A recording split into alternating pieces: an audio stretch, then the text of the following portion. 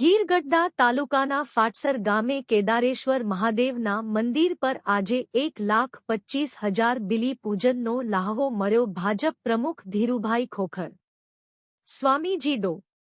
અભાણી, ભરત ગંગદેવ અને ગ્રામજનોની ભોળી ઉપસ્થિતિમાં બ્રહ્મદેવના મંત્રોચ્ચાર સાથે